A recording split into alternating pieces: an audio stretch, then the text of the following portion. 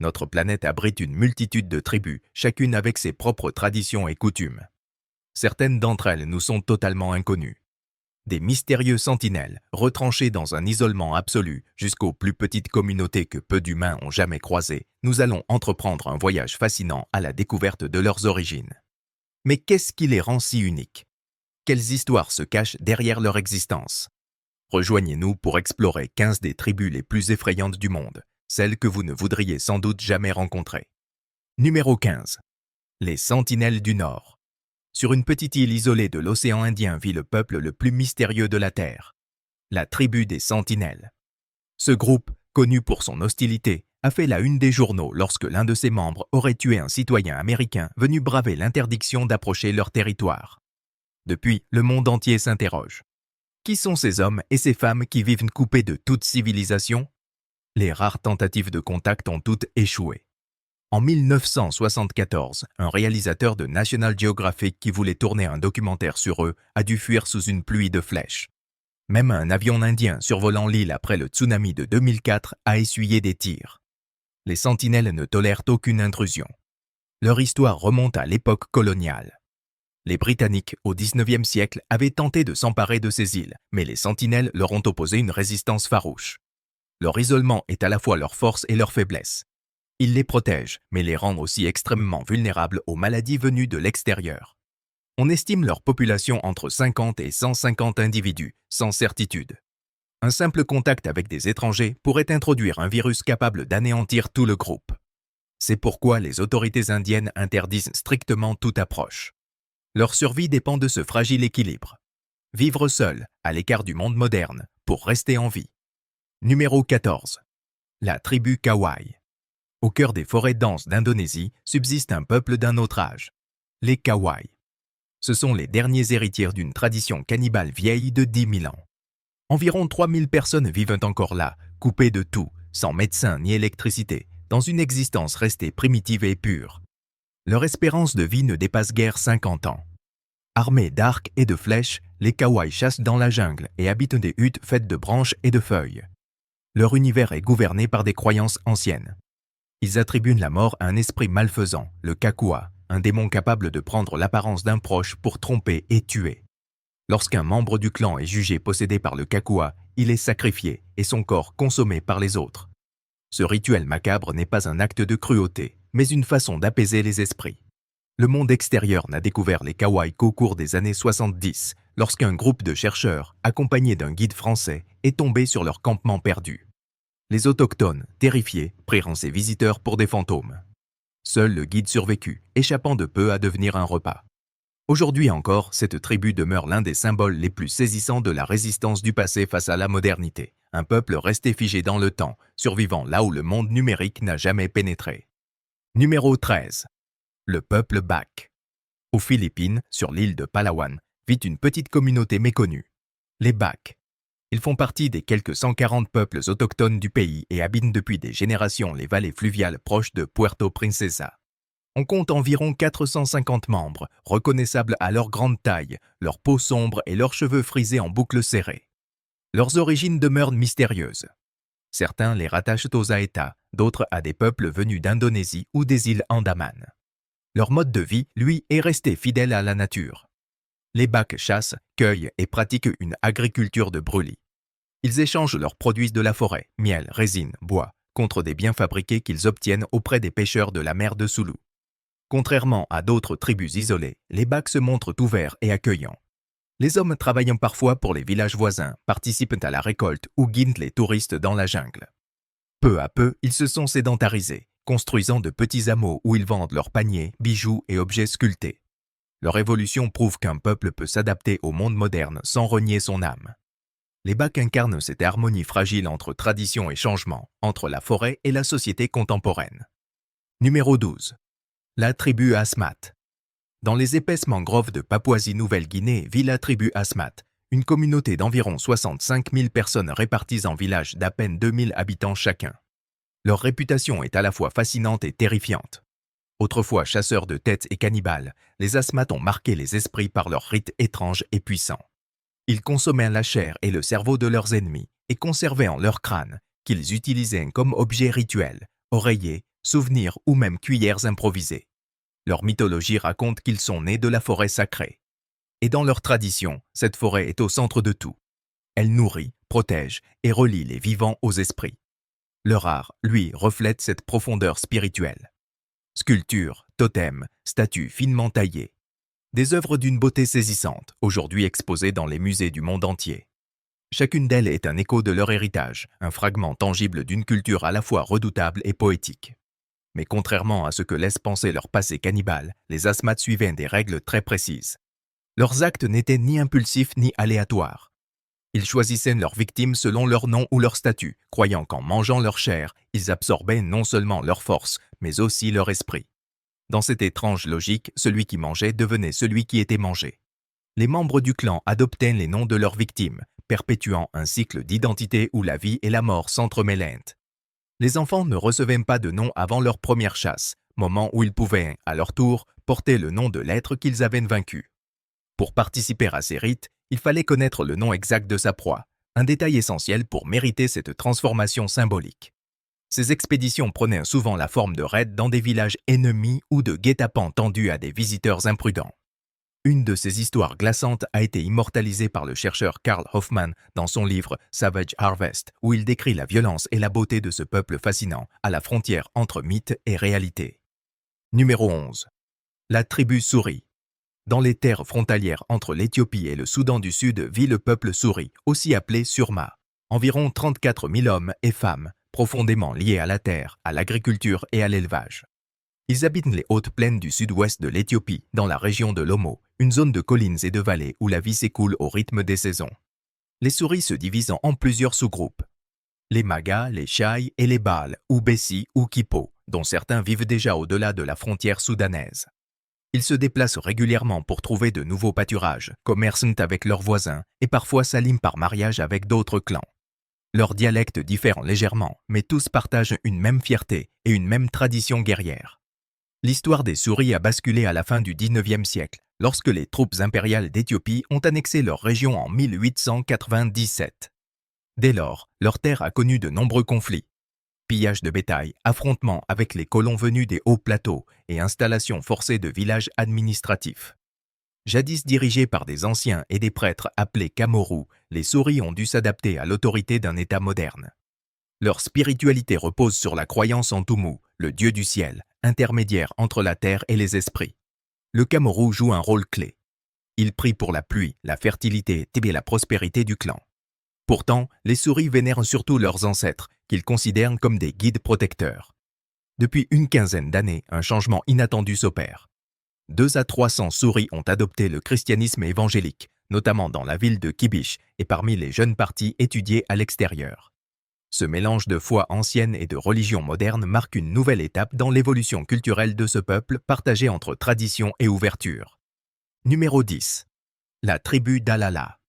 Au cœur du vaste bassin amazonien occidental vit un peuple presque inconnu du monde moderne. La tribu Dalala. C'est grâce au chercheur brésilien Sidney Possuelo qui établit le premier contact en 1996 et au journaliste Paul Raphael que l'on connaît aujourd'hui quelques fragments de leur vie. Les Dalala sont l'une des rares communautés encore totalement isolées de la civilisation. Leur groupe principal compte environ 150 membres, tandis qu'une petite scission d'une vingtaine d'individus a choisi de s'ouvrir légèrement aux villages voisins. Armés seulement de massues et de lances enduites de poison, ils chassent, pêchent et cultivent. Leur journée commence à l'aube et s'étend sur près de 5 heures de travail collectif. Ils vivent dans de grandes maisons communautaires appelées malakas, construites avec des matériaux naturels du fleuve et de la forêt. Hommes et femmes teignent leur peau avec un pigment rouge extrait de la plante uruku, symbole de beauté et de force. Leur alimentation repose sur le maïs, les poissons, les oiseaux, les porcs sauvages et les fruits.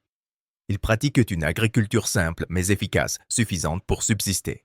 Le plus grand danger pour eux reste la malaria, cause majeure de mortalité au sein du groupe. À travers les récits de Possuelo et Raphaël, la tribu Dalala apparaît comme un peuple entre deux mondes.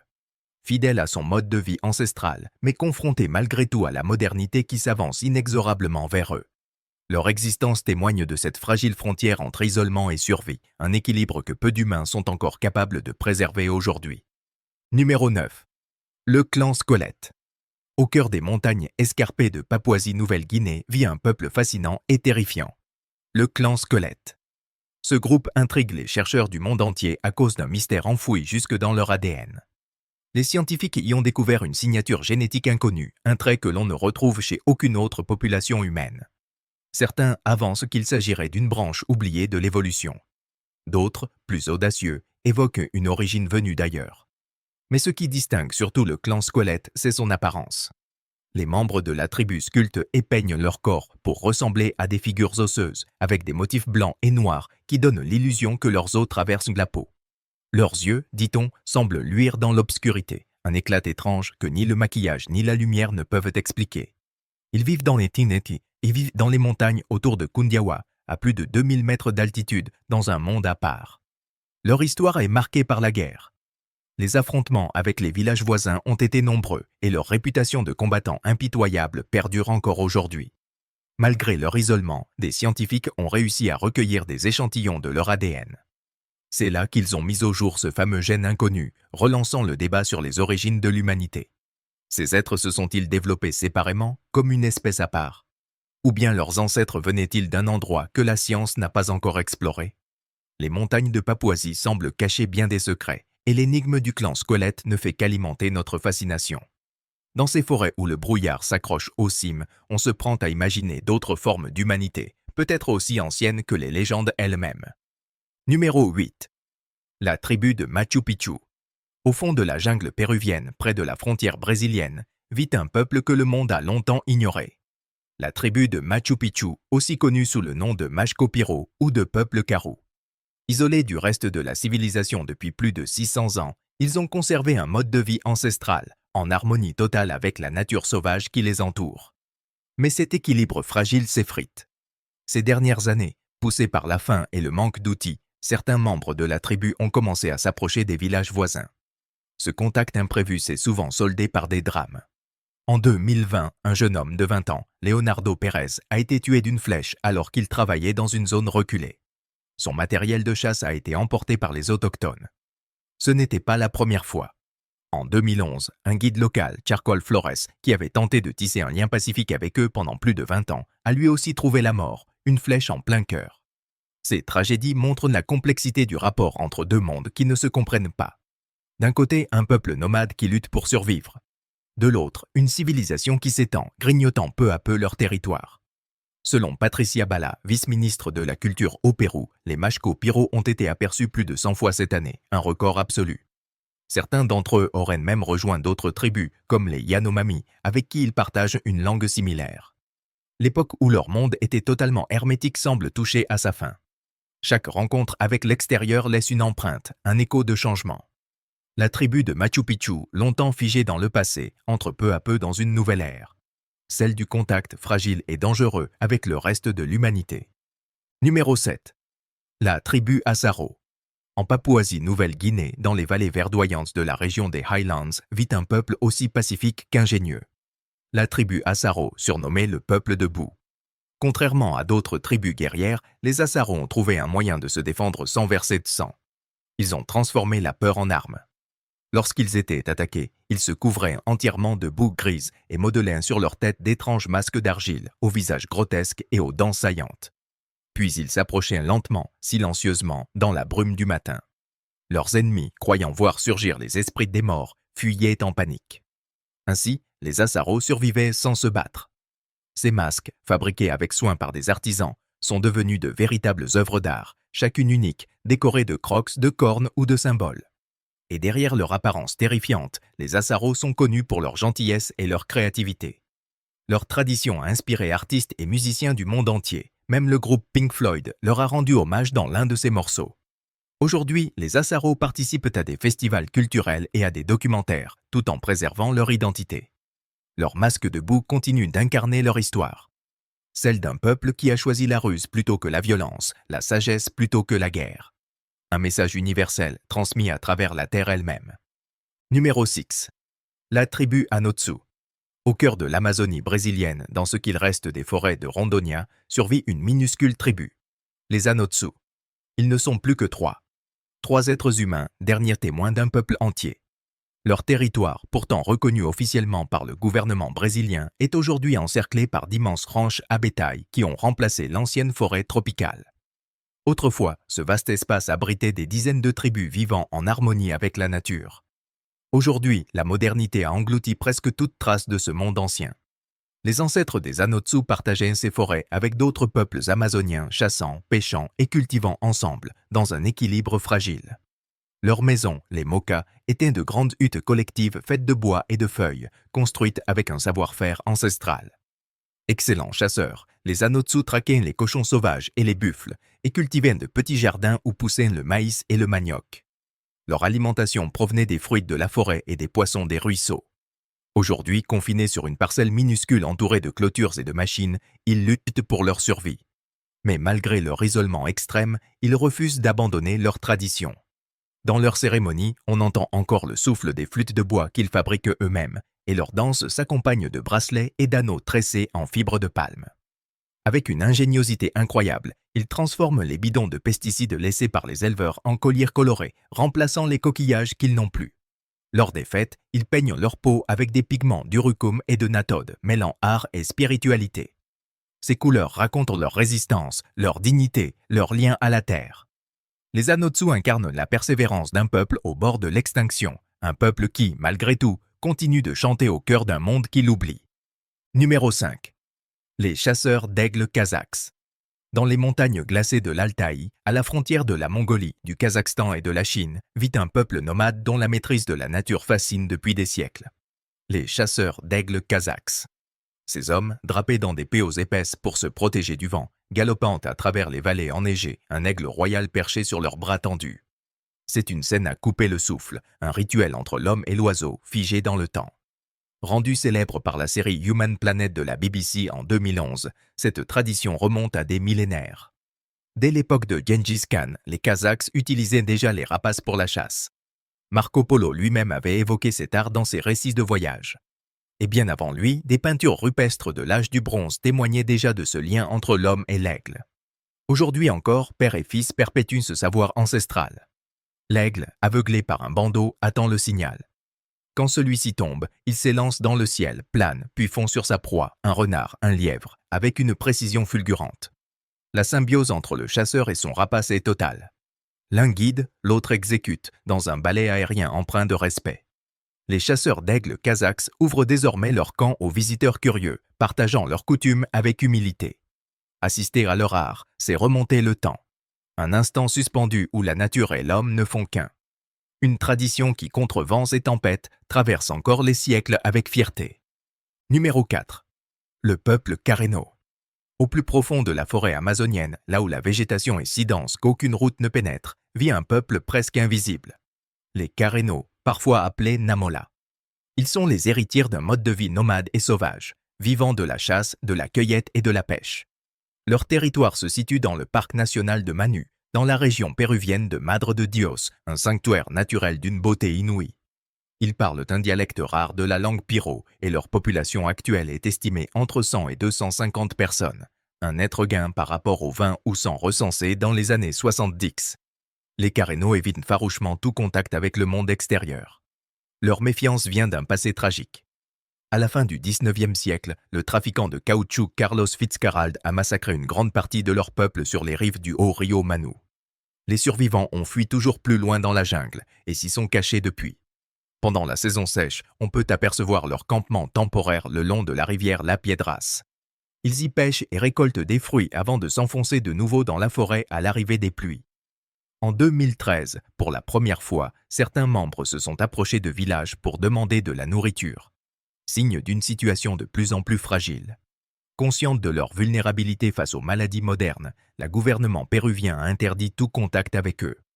Cette loi vise à protéger leur santé, mais aussi leur mode de vie, dernier vestige d'un monde que la civilisation a presque effacé. Les Careno restent un peuple libre, à la fois perdu et préservé, symbole de la force tranquille de la forêt amazonienne. Numéro 3. La tribu Mursi. Au sud de l'Éthiopie, dans la vallée de l'Omo, vit une tribu dont les femmes ont fait de la beauté un art unique au monde. Les Mursi. Leur style et leur prestance leur ont valu une renommée internationale. Certains diraient même qu'elles surpassent Lady Gaga en audace. Leurs lèvres, ornées d'immenses disques d'argile, sont devenues une signature culturelle, symbole de fierté et de féminité. Ces plateaux, minutieusement décorés de grains de maïs, d'os, de feuilles ou de baies, reflètent à la fois leur identité et leur force.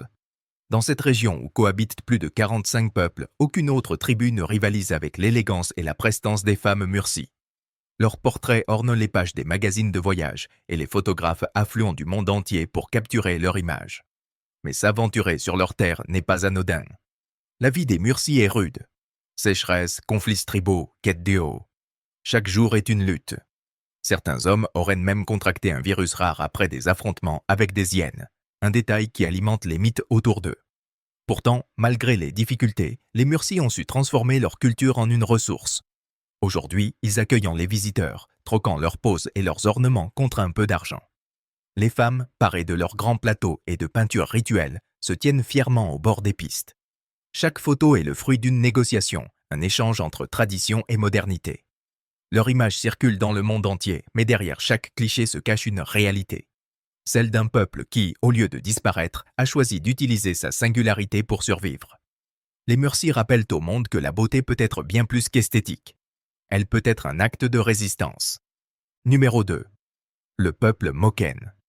Dans les eaux turquoises de l'archipel de Mergui, entre la Thaïlande et la Birmanie, navigue un peuple marin hors du temps.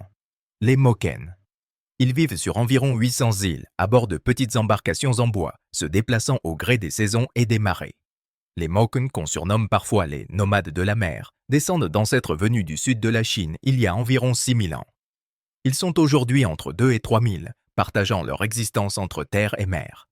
Leur langue, le Moken, appartient à la famille austronésienne et leur culture repose sur une profonde symbiose avec l'océan. Les Moken savent plonger à plusieurs mètres de profondeur sans équipement, pêchant à la main ou au harpon, et perçoivent les moindres mouvements de la mer avec une précision que la science peine à expliquer. Mais leur mode de vie est menacé.